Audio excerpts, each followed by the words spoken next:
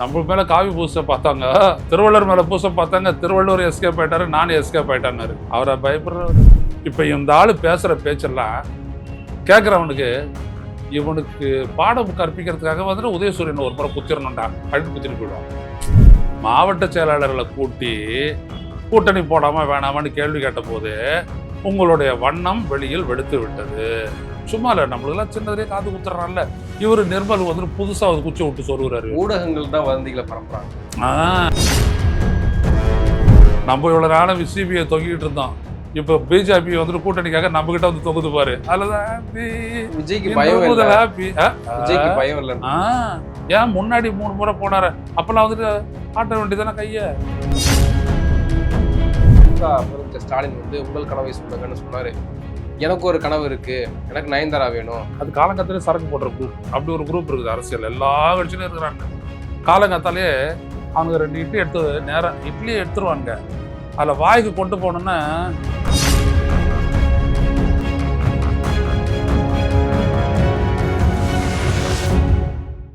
South beat நேயர்களுக்கு வணக்கம். இந்த நேர்காணலில் நாம் சிந்திக்க போவர் மூத்த பத்திரிகையாளர், அரசியல் திறனாய்வாளர் திரு ஐயநாதன் அவர்கள். வணக்கம். வணக்கம். நடிகர் சூப்பர் ஸ்டார் ரஜினிகாந்த் அவர்கள் ஒரு வெளிப்படையாக ஒரு அறிக்கை ஒன்றை வெளியிட்டிருக்காரு.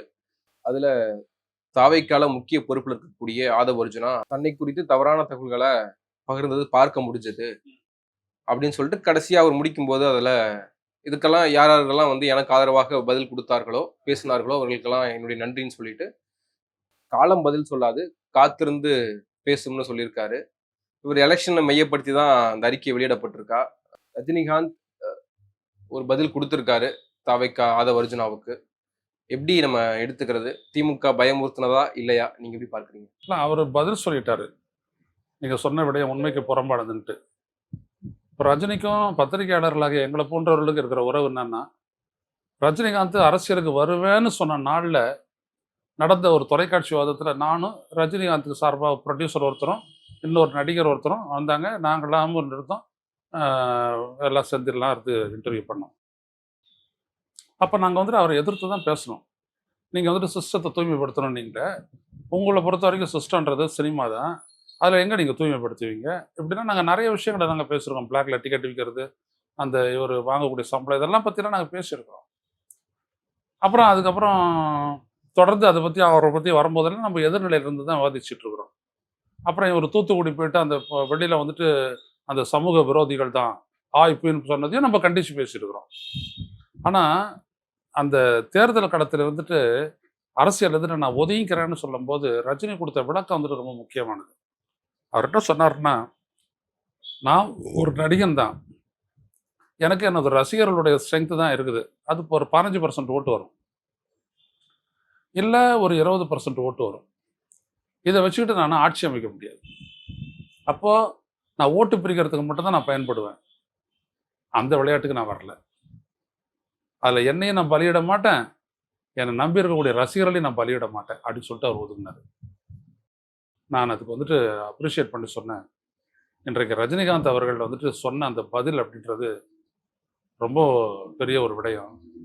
தன்னையும் பலியிடாமல் தனது ரசிகர்களையும் பலியிடாமல் ஒரு முடிவு எடுத்திருக்கிறார் அப்படின்றது வரவேற்கத்தக்கது. இதற்காக அவரது ரசிகர்கள் ஒரு நாள் மகிழ்வார்கள் அப்படின்னு சொல்லிட்டு நான் ஃபேஸ்புக்கில் அப்போ போட்டேன். அது பரவாயில்ல, பார்க்கப்பட்டது, பாராட்டப்பட்டது. இதுதான் ரஜினிகாந்த். அவருக்கு வந்துட்டு விஜய் மாதிரிலாம் இல்லை, அவருக்கு பரவாயில்ல ரசிகர் நண்பர்கள் இருக்காங்க. பல நண்பர்களோட சில நண்பர்களோட நான் பேசியிருக்கிறேன். அவங்க எல்லாரோடையும் அவர் வந்துட்டு யதார்த்த அரசியலை பற்றி பல அரசியல் தலைவரோட அவர் கூப்பிட்டு பேசியிருக்கிறாரு. சிதம்பரம் உட்பட இன்னும் பலர்லாம் நான் பேர் சொல்ல விரும்பல. அவங்களோடலாம் உதாரணத்துக்கு நம்ம இவரெல்லாம் கூட பேசியிருக்காரு, திருமாவளவங்களாம் கூட போய் பேசியிருக்காரு, ஸ்டாலின்லாம் கூட பேசியிருக்காரு. கலைஞர் மேலே அவருக்கு ரொம்ப அபிமானம் உண்டு, மரியாதை உண்டு, எல்லாமே உண்டு. அப்படியெல்லாம் வந்துட்டு அவர் இருந்திருக்காரு. அதனால் அவரை மிரட்டுறது அப்படின்ற அந்த பேச்சுக்கே இடம் இல்லை. கலைஞராக அவர் பல மேடைகளில் ஒன்றா பகிர்ந்துருக்கிறாங்க. எவ்வளோ விழாக்களில் வந்துட்டு அவர் வந்துட்டு நண்பர் ரஜினிகாந்த் அப்படி தான் சொல்லி அவர் பேசியிருக்காரு. இதெல்லாம் நம்ம பார்த்துருக்குறோம். அதனால் இந்த ஆதவ் அர்ஜுனா பேசுறது வந்துட்டு ரொம்ப ரொம்ப தப்பானது, பொய். ரஜினிகாந்த் வந்துட்டு அவர் அரசியலுக்கு நான் வரேன்னு சொன்னது வந்துட்டு தமிழ்நாட்டு அரசியலில் வந்துட்டு ஒரு பெரிய ஒரு ஒரு அச்சுறுத்தலை ஏற்படுத்துச்சுன்றது உண்மை. எல்லாருமே அதை பத்தி யோசிச்சாங்க. ஏன்னா அவர் வந்தா என்ன ஆகுமோ அப்படின்ற அளவுக்குலாம் ஆச்சு. காங்கிரஸ் குறி வச்சாங்க, பிஜேபி குறி வச்சாங்க, எல்லாம் பண்ணாங்க. ஒரு கட்டத்துல அவர் என்ன சொன்னாரு, இப்ப இவங்கெல்லாம் பயந்து நடுங்கிட்டு இருக்கிறாங்களே பிஜேபியை பார்த்து. அவர் சொன்னாரு, நம்ம மேல காவி பூச பார்த்தாங்க, திருவள்ளுவர் மேல பூச பார்த்தாங்க, திருவள்ளுவர் எஸ்கேப் ஆயிட்டாரு, நானும் எஸ்கேப் ஆயிட்டான்னாரு. புரியுதுங்களா? அது நடப்பு இருக்குங்களா? அவரை பயப்படுறவரு. மோடி ஆட்சியில் இருக்கும்போது தான் சொன்னார் இதை. பெரியாரை பத்தி அவர் விமர்சனம் பண்ணியிருக்காரு. கடுமையான கண்டனம் எழுந்திருக்குது. அதுக்கும் அவர் பதில் சொல்லியிருக்கிறாரு. அந்த மாதிரி அவர் நினைச்சதை பேசக்கூடியவர். அது சரி தப்பு அப்படிலாம் அப்பாற்பட்ட விடயம். ஆனா பயப்படுறாருன்னு சொல்றதெல்லாம் வந்துட்டு பாத்தீங்கன்னா அவதூறு. இல்லாத சொல்றது. இந்த ஆதவர்ஜுனா போன்றவர்களுக்கு என்னன்னா, விஜய் தான் இந்த பயந்தங்கொள்ளிய. விஜய வீரனா காட்டுறதுக்காக இவரை கோழையா காட்டுறாங்க. வேற ஒண்ணும் இல்லை. Strategy is very simple. இந்த புடலங்காய்க்கு ஒண்ணுமே தெரியாது ரஜினிகாந்தை பத்தி. இப்ப ரஜினி கிட்ட நெருக்கமா இருந்த பலரையும் சிலரையும் எனக்கு தெரியும். நல்லா நான் பேசுவேன். அவர் என்னெல்லாம் ரஜினிகாந்த் கடைசியில் அரசியலுக்கு வரமாட்டாருங்க, அவருடைய மனநிலைக்கு அது ஒத்து போகாது அப்படின்னு சொல்லிட்டாங்க எனக்கு முன்னாடி. அரசியலில் இருக்கக்கூடிய அந்த ப்ரெஷர்லாம் வந்துட்டு அவரால் தாங்க முடியாது. அவர் நீட்டா போவார், நடிப்பார், வருவார். லைஃப்பை ஜாலியாக பார்க்குறவர், ஜாலியாக தான் இருப்பார் அவர். அவருக்கு இதெல்லாம் ஒத்து வராது அப்படின்ட்டாங்க. நான் சொன்னேன், நாங்கள் தமிழ் தேசியவாதிகள் நான் எதிர்ப்போம், அவ்வளோதான். நான் ஒன்று சொன்னேன், எந்த முடிவு வேணாலும் ரஜினி எடுக்கட்டும், ஆனால் அது அவருடைய முடிவாக இருக்கணும், வேற ஒருத்தருக்காக ஒரு முடிவு எடுக்கக்கூடாது அப்படின்னு. அவ்வளோதான். தேர் இன்ஸ் த மேட்டர். அப்புறம் பாருங்க, அதனால தான் ரஜினிகாந்த் சொல்லிட்டதுக்கு பிறகு பார்த்தீங்கன்னா அரசியல் எவ்வளோ வந்து கலந்துக்கிறாரு. அவருடைய கருத்துக்கு பாருங்க எதிர்கருத்து யாருமே சொல்ல மாட்டாங்க. காரணம் என்னன்னா, ரஜினி நேர்மையா ஒரு பதிலை சொல்லிட்டு அவர் வெளியில போயிட்டாரு. அந்த நேர்மை உங்ககிட்ட இருக்குதான்ற முதல்ல நான் கேட்குறேன். நீங்க அயோக்கியனுங்க. நீங்க எல்லாரோடையும் பேசிவிட்டு நாங்க யாரோடையுமே பேசல, நீங்க தான் வதந்தி. உங்களுடைய மாவட்ட செயலாளர்கள் கூட்டத்தில் என்ன நடந்ததுன்னு எங்களுக்கு தெரியும், பத்திரிகையாளர்களாக எங்களுக்கு தெரியும். அதுவே இல்லைன்னு சொல்லிட்டு எங்ககிட்டே வந்து போடுறீங்க. முழு பூசணிக்காய் சோத்திரம் மறைக்கிறதுன்னா இவனுக்கு பயங்கரமானவனுங்க. புரியுதுங்களா? பூசணிக்காயை வந்துட்டு வேட்டியை மடிச்சு கட்டிக்கிட்டு எங்க இருக்குதுன்னு கேட்குறேன். அதான் நல்லா உப்பிக்கிட்டு நிற்குமே. முட்டா பயிருங்கன்ற நான். அதனால தான் உங்களை புண்ணாக்கு அப்படிலாம் நான் பேசுறதுக்கு காரணமே இதுதான். முன்னாடி இது மாதிரி தான் ஸ்டாலின் பயந்துட்டாரு அப்படின்னா. ஸ்டாலின் ஆடாது ஒரு வருஷம் ஃபுல்லாக உதவாங்கினவன் வாழ்க்கையில். எல்லாம் பற்றிலாம் கவலைப்படாதவன். புரியுதுங்களா? அவருக்கு எப்படியாப்பட்ட உதவ விழுந்ததுன்னா, இவர் மேலே உதவ விடக்கூடாதுன்னு தடுத்த செட்டிபாபு மேலே விழுந்த அடி பின் காலத்தில் அவர் செத்தே போயிட்டார். அப்படியாப்பட்ட வாழ்க்கையெல்லாம் வந்துட்டு ஸ்டாலின் பார்த்து வருவீங்களா? ஒரு நாள் தாங்குவானே இவன்? ஒரே ஒரு ட்வீட்டா ஒரு இதில் போட்டுட்டு பங்களாதேஷ்ல வந்த மாதிரி அப்படின்னு சொல்லிட்டு போட்டான். உடனே அரெஸ்ட் பண்ணவங்க தெரியும், அதை எடுத்துக்கிட்டான். நீ சும்மா அந்த மேடையில் உட்காந்துட்டு உளறீங்க இவங்கெல்லாம். விஜய்ல இருந்துட்டு ஆரம்பிச்சு அந்த அருண்ராஜ் வரைக்கும் எல்லாம் உளறல் தான். ஃபுல்லா உளறல், வேற எதுவுமே கிடையாது. இல்ல ஆதவ் அர்ஜுனா தெரிந்தே இதை பேசுறாரா? அதாவது இது விஜய்க்கு எகெயின்ஸ்டா போகும், ரஜினி ரசிகர்கள் வந்து வருத்தப்படுவாங்க, இல்ல அவங்க எதிராக மாறிடுவாங்க, நமக்கு எல்லா வாக்குகளும் தேவைப்படும் அப்படின்ற அந்த உணர்வு வந்து அவங்க கிட்ட இல்லையா? அது நல்லா தெரியும் விஜய்க்கு. இவர் ஒரு நாள் பேசுறாரு, அந்த ரவுடி என்ன அப்படியே ரவுடியா ஆய்ப்புன்னா பேசினார் இல்லையா? நான் உடனே இந்த மாதிரி நம்மளுடைய சமூக வலைத்தளம் ஒன்றுத்துல உங்களுதுலையே ஏதோ ஒன்றுத்துல நான் சொன்னேன், இவன் திமுகவுக்கும் உங்களுக்கு திமுக கேடருக்கும் உங்க கேடருக்கு இடையே சண்டையை மூட்டி விடுறான், விஜய் ஜாக்கிரதை சொன்னா, இவன் மூட்டி விட பாக்குறான், அவங்க பாதிக்கப்படுவாங்க, இவன் வெளில போயிடுவான். அங்க களத்துல செயல்பட போறவன் யாரு? தாவேக தோண்டனும் திமுக தோண்டனும். அவங்க அடிச்சுக்குவானுங்க. இங்க சொன்னோன்னு என்ன அவங்க ஆள் அப்படிலாம் பேசுறாரு அப்படின்னு. ஏன் பேசுறான் இவன் சொல்லுவான், அடிச்சுக்குவாங்க. இதானே இத்தான் மூட்டி விட பாக்குறான் அப்படின்னு. அன்னையில இருந்து விஜய் இவனை பேசவே விட்டுறதுல பாத்துருக்கிறீங்களா? பாத்துருக்கிறீங்களா? அதுக்கப்புறம் எங்கேயாவது பேசினாரு அந்த ஆளு? பேச விட்டார விஜய்? உஷாரு. விஜய்க்கு என்ன அப்படின்னம்னா, இந்த மாதிரிலாம் ஒரு பாதிப்பெல்லாம் ஏற்படும் அப்படிலாம் நினைச்சு அவர் பேசுறது. அதுக்கப்புறம் தான் அவர் ஸ்டாலின் சார், சிஎம் சார் அப்படின்னு அவர் மாத்திக்கிட்டாரு பாருங்க. கவனிங்க நீங்க. முதல்ல அங்கிள் அப்படிலாம் பேசிட்டு இருந்தவர் அப்புறம் ஸ்டாலின் சார், சிஎம் சார் அப்படின்னு மாத்திக்கிட்டாரு. நான் உனக்கு மரியாதை கொடுத்துட்றேன்ப்பா அப்பா, மற்றதெல்லாம் விமர்சனம், அதெல்லாம் அரசியல். அதை பத்தி கவலைப்படல, யாரும் பேசவும் இல்லை. ஸ்டாலின் ஏன் கவலைப்பட போறாரு? ஃபர்ஸ்ட் ஆஃப் ஆல் முடிஞ்சு போச்சு. இவன் அப்படி இல்லை, இவன் மூட்டி விட்டுட்டு வேடிக்கை பார்க்குறவன் இவன். அதான் சொன்னேன், இவன் யாருக்காக வேலை பார்க்குறான்? எனக்கு இப்பவும் டவுட் உண்டு, இவன் திமுக வேலை பார்க்குறான்னுட்டு. நிஜமா சொல்ல வரேன். இப்போ இந்த ஆளு பேசுற பேச்செல்லாம் கேட்குறவனுக்கு, இவனுக்கு பாடம் கற்பிக்கிறதுக்காக வந்துட்டு உதயசூரியன் ஒரு முறை குத்திரணும்டா அப்படின்னு குத்திட்டு போயிடுவான். விஜய் பேசுறது, விஜயை வந்துட்டு நீங்க வந்துட்டு ஆராதிக்கிறதுக்கு எதுவுமே கிடையாது. விஜய் ரசிகன். அவன் தான் மயங்கி வந்து நிக்கிறானே. நீ என்ன விஜயனுடைய பெருமையை உயர்த்த போற? உனக்கு என்ன இருக்குது? உனக்கு ஏதாவது அரசியல் பின்னணி இருக்கா? எதுவுமே கிடையாது உனக்கு. அரசியலே தெரியாது. நீ எல்லாம் ஒரு ஸ்ட்ராட்டஜிஸ்ட்னு சும்மா வந்துட்டு ஏமாத்தல் பண்ணிட்டு இருக்கிறீங்க. உங்களால எதுவுமே பண்ண முடியாது. இப்ப கூட நடந்தது கடைசியா எங்க பேசினாரு? தஞ்சாவூர். இவரை பேச விட்டாரு. அந்த மாவட்ட செயலாளர் பேசினா புஷியானது கூட அவர் பேச விடல. அதுக்கப்புறம் வந்துட்டு வேற ஒருத்தரை பேச விட்டாரு. அந்த கிருஷ்ணன் அவர் பேச உடனே விஜய் பேசிவிட்டாரு. அவ்வளவுதான். அவங்களாம் சென்சிட்டிவான அரசியல்வாதிகள். அவரோ செங்கோட்டையனோ ஏதோ ஒன்று அவங்களும் பேசி போயிட்டாங்க. அப்ப விஜய்க்கு புரிஞ்சிருச்சு இல்ல, விஜய் இல்ல இந்த இடத்துல அவங்க பேசி விட்டாங்க. இவ்வளவுதான், வேற ஒண்ணும் இல்ல.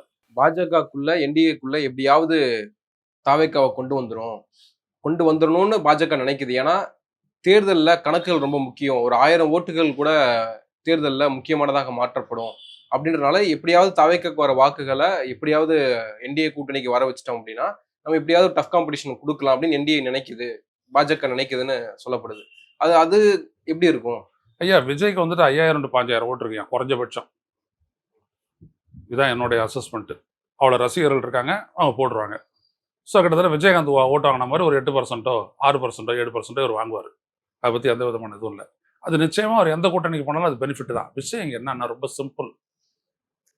விஜய் தனித்து நின்று டெபாசிட் வாங்க முடியாது. அதுவே ரொம்ப கஷ்டம். 234 தொகுதியில் செலவு பண்ணுறதுக்கு விஜய் கிட்ட காசு அவர் இறக்குறதா இல்லை.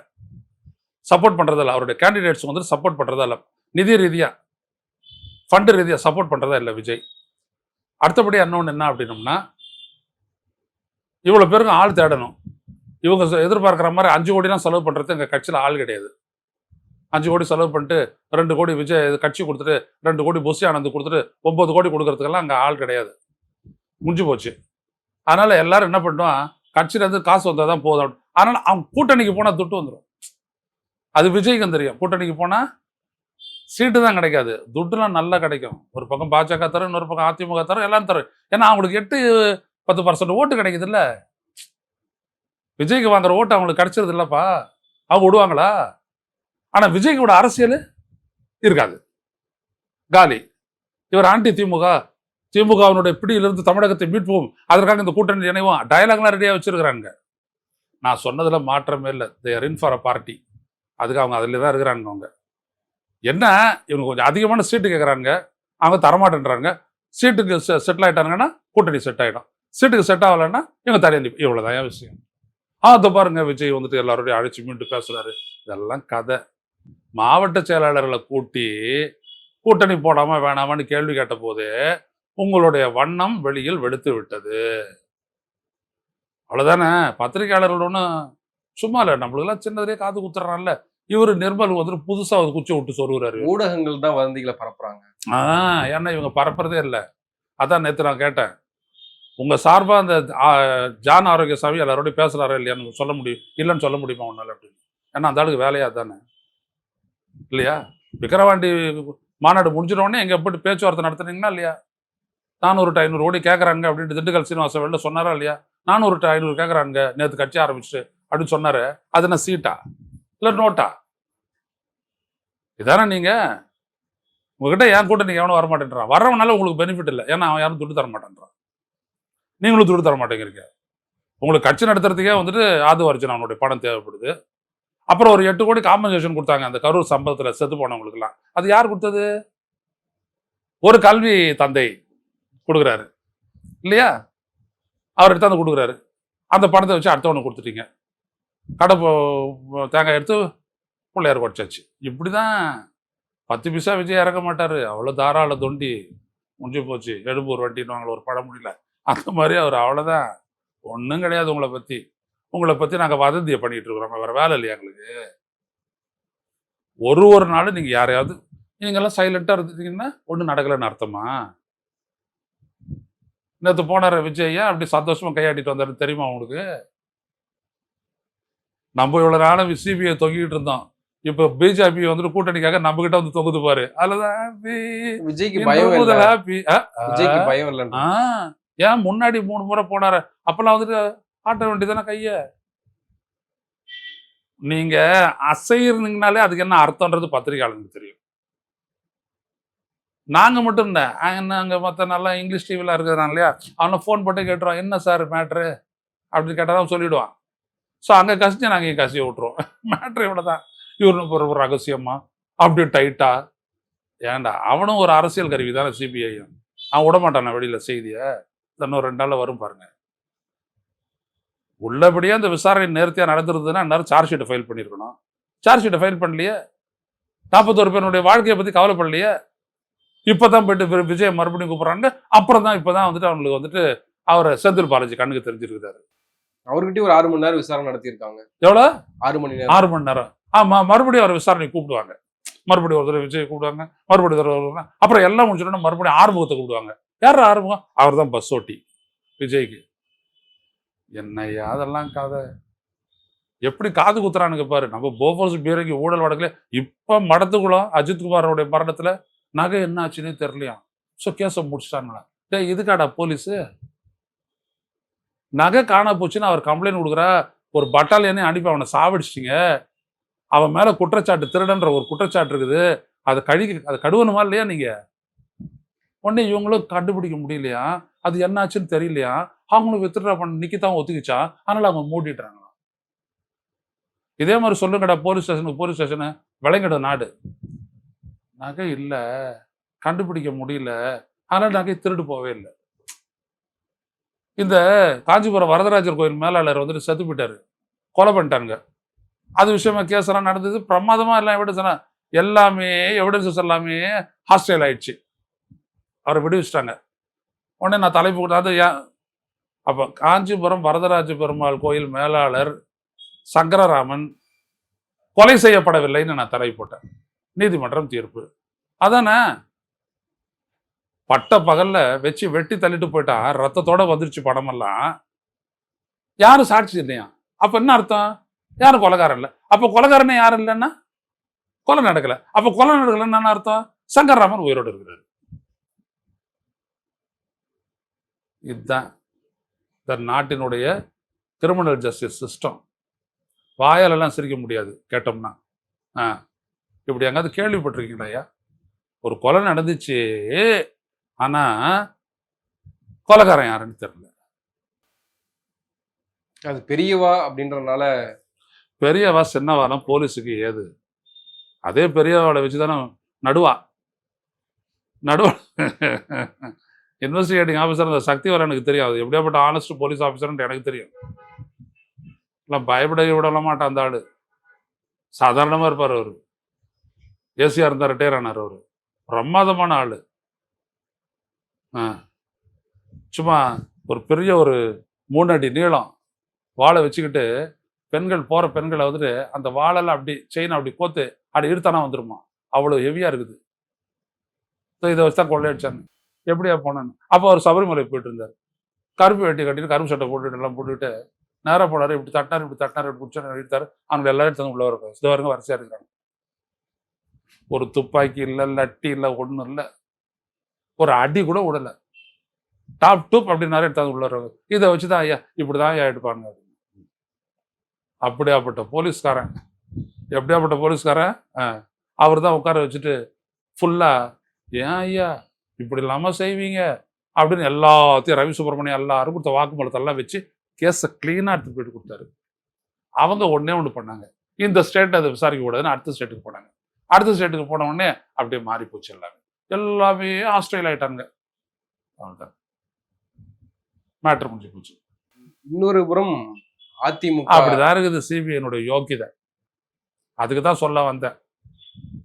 ஒருத்த மேல ஒரு குற்றஞ்சாட்டி உயிரை பறிச்சுட்டானுங்கய்யா. ஒரு 22 வயசு 23 வயசு வீட்டுக்கு பிரெட் வின்னர்னு சொல்லுவான். நல்லா அந்த ஏழை குடும்பத்துக்கு வந்துட்டு உழைச்சி சோறு போட்டவன் அஜித்குமார். எனக்கு வேதனையே அதுதான். இந்த நிக்கிதா நான் நகையில் நான் செத்து போயிட்டு தூக்குற தூங்கிடுமா? அதை கண்டுபிடிக்க தெரியாது உங்களுக்கு. நகையை நீ கார்ல விட்டு போனாது சொல்லும். முதல்ல நகையை கார்ல வச்சுட்டு சாவியை தூக்கி கொடுப்பியா? வள்ளல் பெருமாளா நீ? கேட்கணும் இல்லையா அந்த கேள்வி? எதுவுமே இல்லைன்னு கேஸை முடிச்சு வச்சுட்டாங்களாம். அடுத்தபடியே இந்த சிவி சண்முகத்தினுடைய மேடை பேச்சு ஒன்று ரீசெண்டா உங்க கனவை சொல்லுங்க அப்படின்ற முதலமைச்சருடைய அண்மையில அறிவிக்கப்பட்ட திட்டம் அது. அப்துல் கலாம் வந்து கனவை சொல்லுங்கன்னு சொன்னாரு, கனவு காணுங்கன்னு சொன்னாரு. ஆனால் இப்போ புதுசா முதலமைச்சர் ஸ்டாலின் வந்து உங்கள் கனவை சொல்லுங்கன்னு சொன்னாரு. எனக்கு ஒரு கனவு இருக்கு. எனக்கு நயன்தாரா வேணும். நெறைய பேர் கேட்பாங்க. நயன்தாராவ கல்யாணம் பண்ணணும்னு கேட்பாங்க. கனவு நிறைவேத்தி வைப்பீங்களா? அப்படின்னு கிண்டல் தொனியில நக்கலா வந்து சி.வி. சண்முகம் பேசினாரு. அது வந்து ரொம்ப அந்த இடத்துல ஒரு அருவருப்பாகவும், இன்றைக்கு தென்னிந்திய நடிகர் சங்கம் ரொம்ப கீழ்த்தரமாக பாராளுமன்ற உறுப்பினர் பேசியிருக்காரு. சி.வி. சண்முகம் பேசியிருக்காருன்னு கண்டனம் தெரிவிச்சிருக்காங்க. மாதர் சங்கமும் கண்டனம் தெரிவிக்குது. நம்ம இத எப்படி எடுத்துக்கிறது? இன்னொரு பக்கம் திண்டுக்கல் சீனிவாசனும் இதே மாரியான டோன்ல பேசுறாரு. அதாவது ஐயா, அவங்க ஒரு ப்ரொஃபஷனல், நீ ஒரு அரசியல்வாதி. அவங்க அவங்களுடைய வேலையை பார்க்குறாங்க. நீ உன்னுடைய அரசியல் அறிப்புக்கு ஏதாவது பேசிட்டு போவ. அவங்கள எடுக்கலாமா? நீ கீழ்த்தரமானவன். அதில் ஒன்றும் இருவருப்பட்ட கருத்து இல்லை. இப்படி பேசுறவன் யாராக இருந்தாலும் கீழ்த்தரமானவன். அதாவது வளராதவன், மூளை வளர்ச்சி இல்லாதவன், சிந்தனை வளர்ச்சி இல்லாதவன், பொறுப்பற்றவன், இர்ரெஸ்பான்சிபிள், இன்காரிஜிபிள், திருந்தாதவங்க. அந்த வகையறா தான். அது காலங்கத்திலே சரக்கு போடுற குரூப். அப்படி ஒரு குரூப் இருக்குது அரசியல். எல்லா கட்சியிலும் இருக்கிறாங்க. காலங்காத்தாலேயே அவனுக்கு 2 இட்லி எடுத்து நேரம் இட்லியை எடுத்துருவானுங்க. அதில் வாய்க்கு கொண்டு போகணுன்னா அப்படின்னு கட்சியில் எடுத்துருந்தோம். பொண்டாட்டி வந்துட்டு அப்படி தள்ளி விடுவா, போயிட்டு வாயில் விடும். அதுக்கு இவங்க 2 பேருக்கு போடணும். புரியுதுங்களா? அது அந்த மாதிரி கேஸுங்க அதுங்கெல்லாம். ஒரு பேச்சு, அவர் எவ்வளோ பெரிய ஆள், அவர் முதல்வர், அவர் வந்து எப்படி சொல்றாரு, நிறைவேற்று சொல்றாரு. 5 ஆண்டு கால ஆட்சிக்கு பிறகு சொல்றாரு. உங்களுடைய எதிர்பார்ப்பை நிறைவேற்றுவோம், அதுதானே பேச்சு. அதுக்கு தானே என் முதல்வர் அவர் இருக்காரு. நிறைவேற்றிட்டு தானே அவர் வந்துட்டு பேசுறாரு. இவ்வளவு அட்வர்டைஸ்மெண்ட் கொடுத்தாரு, அதில் ஏதாவது உனக்கு புரிஞ்சுதா? உன்னுடைய தலைவன், எதிர்கட்சி தலைவன், உங்களுடைய கட்சியுடைய பொதுச் செயலர், அவர் ஏதாவது ஸ்டாலின் கொடுத்த அட்வர்டைஸ்மெண்ட் ஏதாவது ஒன்று தப்புன்னு பேசினாரா? நீங்கள்லாம் இவ்வளவு காலமா என்ன பேசிட்டு இருந்தீங்க? 502 வாக்குறுதிகள், எத்தனை வாக்குறுதிகள் நிறைவேற்றினால் ஆய்ப்புன்னு நீங்க எவ்வளவோ பேசுனீங்க. யாராவது ஸ்டாலின் தொடர்ந்து கொடுத்துட்டு இருந்தாரு ஸ்டாட்டிஸ்டிக்ஸா, அதுல ஒண்ணு தப்பு அப்படின்னு யாராவது சொன்னீங்களா? அன்புமணி ராமதாஸ்ல இருந்துட்டு எடப்பாடி பழனிசாமி வரைக்கும் ஏன் சொல்லல? நீங்க ஒப்பிட்டு சொல்றாரு. 2016 டு 2021, 2021 டு 26, அப்ப நடந்தது, இப்ப நடந்தது அப்படி சொல்லிட்டு தொடர்ந்து போட்டாரு 3 நாளைக்கு. உங்களால பதில் சொல்ல முடிஞ்சுதா? மறுக்க முடிஞ்சுதா உங்களால? அப்போ அவர் அது எவ்வளவு யோக்கியதை உள்ளவர் அவர் அது கேட்கறதுக்கு அந்த மக்கள் கிட்ட. நீ உன் வாயால எடுத்துக்கிட்ட. இல்ல ஆட்சி காலம் முடிந்த பிறகு அதை கேட்கிறாரு. ஏங்க, ஒரு ஆட்சி காலத்துல செஞ்சுட்டு அவர் கேட்கறாருங்க. இன்னும் மறுபடியும் என்ன கொடுங்க, நான் நிறைவேற்றுவேன்னு சொல்றாரு. அதான் அது வாக்குறுதி. எங்களை நீங்க பதவியில உட்கார வச்சீங்கன்னா இதெல்லாம் செய்வோம் அப்படின்னு. அப்போ உங்களுடைய இது 6 சிலிண்டர்னு சொன்னாரு எடப்பாடி பழனிசாமி. அவர் ஆட்சியை முடிச்சிடணும்னு தானே சொன்னாரு. அவர் எப்ப சொன்னாரு? ஆட்சியை முடிச்சிடணும்னு தானே சொன்னாரு 6 சிலிண்டர்னு. நீ அப்ப கேட்க வேண்டியதானே, எடப்பாடி என்ன ஆட்சி முடிச்சிடணும் 6 சிலிண்டர் தர, இருக்கும்போது ஒரு 2 சிலிண்டராவது கொடுத்துருக்கலாமையா அப்படின்னு கேட்டியா நீ? அப்ப எங்க போச்சு உன் புத்தி? புரியுதுங்களா? இவங்கெல்லாம் நிதானத்துல எல்லாம் இல்ல, அருவருப்பா இல்ல. தமிழனுடைய பண்பாடு என்ன? அவங்க ஒரு நடிகை. அது இதுங்கெல்லாம் எதுல இருக்குது பாருங்க. இதுங்கெல்லாம் இவனுடைய வேலையே அதுதான். ஆட்சிக்கு வர வேண்டியது, நல்லா கொள்ளையடிக்க வேண்டியது, அதிகாரத்தை சுவைக்க வேண்டியது, அனுபவிக்க வேண்டியது. அப்பதான் இந்த வார்த்தை எல்லாம் வரும்.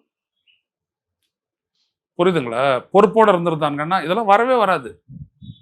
ஒரு பேச்சு அப்படின்றது எவ்வளவு பெரிய விடயம் அப்படின்றது அண்ணா கிட்ட இருந்து கத்துக்கிறணும், கலைஞர்கிட்ட இருந்து, எல்லார்கிட்ட இருந்து கத்துக்கிறணும். எம்ஜிஆர் கிட்ட இருந்தாவது நீ கத்துக்கிறணும். எம்ஜிஆர் இந்த மாதிரி அவதூற ஒருத்தர் ஒரு முறை பேசியிருப்பாரு. அவரு கருணாநிதி பாரு, வேற ஒருத்தர் கருணாநிதினா சொக்காய் பிடிச்சி எடுத்துருவாரு தெரியுமா? ஏன் நீ யார் பேசுறதுக்குன்னு? அப்படியாப்பட்ட ஆள் அவரு. நீங்கள்லாம் அவருடைய பேரை கெடுத்து, எல்லாருடைய பேரை கெடுத்து, தமிழனுடைய பண்பாட்டை கெடுத்து, குட்டிச்சவராக்கிட்டு, பொறுப்பற்றவன் இவங்கெல்லாம்.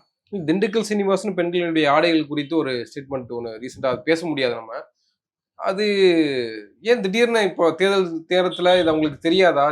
தெரிந்தும் இதை வந்து பேசுறாங்களா? எப்படி நம்ம எடுத்துக்கிறது இதை? ஒரு கும்பல் எதிரில் இருக்குங்க, அது சிரிக்கும், அது கைதட்டும், அது ஆர்ப்பரிக்கும்.